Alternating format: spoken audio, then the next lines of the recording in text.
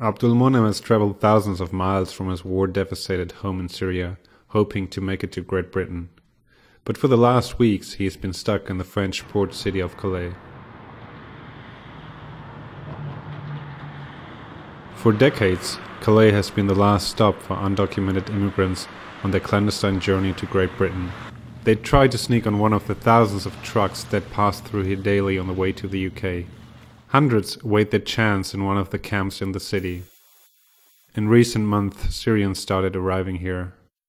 Abdulmonem and his family were caught in crossfire. He was shot in the shoulder, his wife was wounded, and his baby girl Dana died. He fled Syria to build a better life for him and his wife.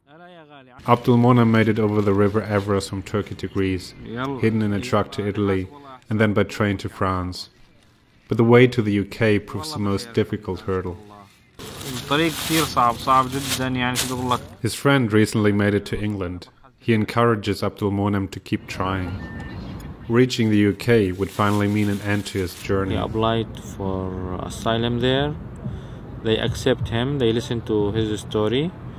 Then they put him in camp, and after that he get his document.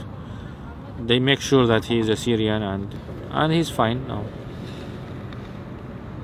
Smugglers fuel unrealistic hopes of immediate employment and housing once the refugees reach the UK.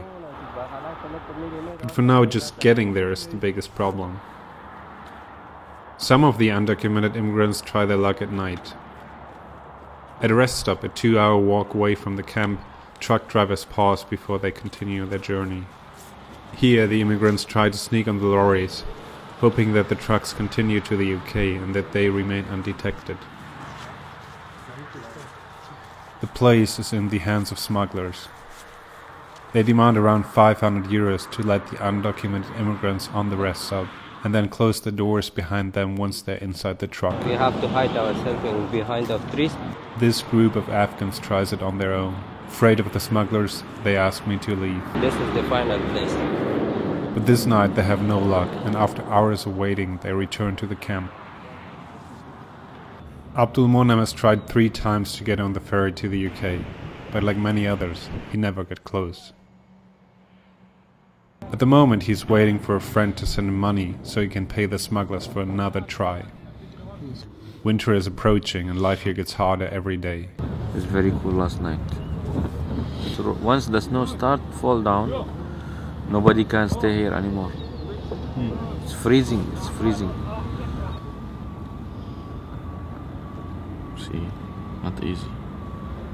On Fridays, the local mosque provides warmth and comfort. Syrians have a good chance of getting asylum in France, but language and family ties draw them to the UK.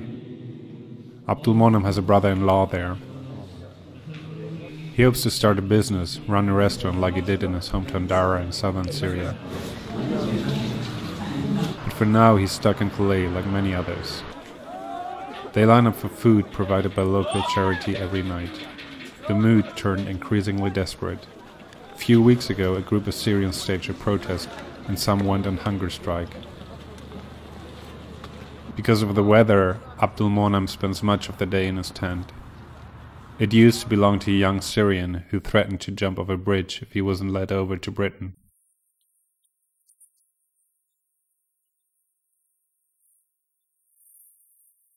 On location in Calais, this is Daniel Etter for Global Post.